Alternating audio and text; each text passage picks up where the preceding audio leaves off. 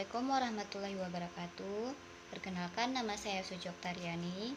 Saya berasal dari kelompok 1 mata kuliah P2K.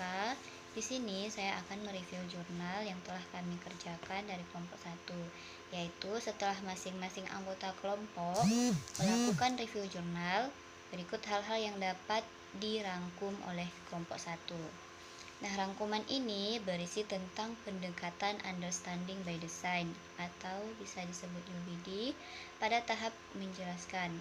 Dan hal ini kelompok kami menjelaskan pada tahap menjelaskan. Penggunaan pendekatan understanding by design dalam proses pembelajaran sudah efektif dibandingkan pembelajaran secara konvensional dan dapat membuat peserta didik lebih paham serta meningkatkan skill mereka dengan materi yang disampaikan oleh guru. Tidak hanya terfokus pada mengingat teori atau definisi, peserta didik juga dapat mampu meningkatkan skill berpikir kritis yang mereka miliki hingga mampu menjelaskan materi yang telah dipelajari.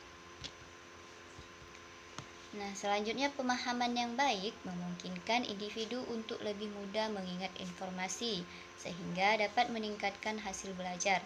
Sebaliknya, pemahaman yang buruk atau adanya miskonsepsi pada materi pembelajaran dapat menghambat kemampuan peserta didik dalam memahami konsep yang diajarkan oleh guru. Dan hal ini berdampak negatif pada hasil belajar peserta didik.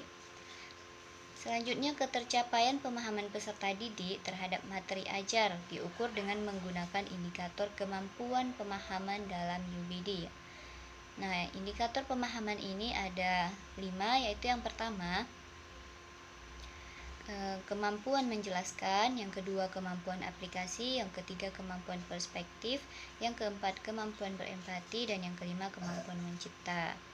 Nah, di sini peserta didik dikatakan telah memahami suatu masalah belajar apabila peserta didik dapat menjelaskan melalui generalisasi atau prinsip, memberikan contoh fenomena, fakta, data secara simetris, dan membuat koneksi yang mendalam, memberikan contoh ilustrasi. Nah, disinilah yang disebut menjelaskan.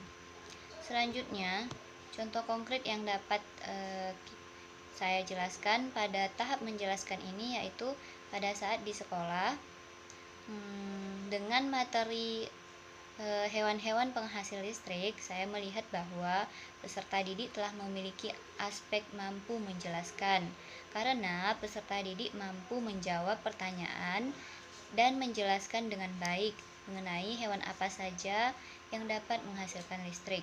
Selanjutnya, aspek mampu menjelaskan ini juga dapat terlihat di mana peserta didik mampu membedakan mana hewan yang memiliki daya listrik yang kuat dan mana hewan yang memiliki daya listrik yang rendah. Hal ini dibuktikan dengan penguatan pada saat peserta didik mengerjakan LKPD yang telah diberikan. Nah, jadi kesimpulan dari kelompok 1 yaitu tentang pendekatan UBD pada tahap menjelaskan. Nah, di sini menjelaskan itu berarti pada peserta didik telah mampu mendeskripsikan suatu ide atau konsep dengan kata-kata sendiri atau dapat menyimpulkan dengan bahasa sederhana. Nah, mungkin sekian yang dapat saya sampaikan. Assalamualaikum warahmatullahi wabarakatuh.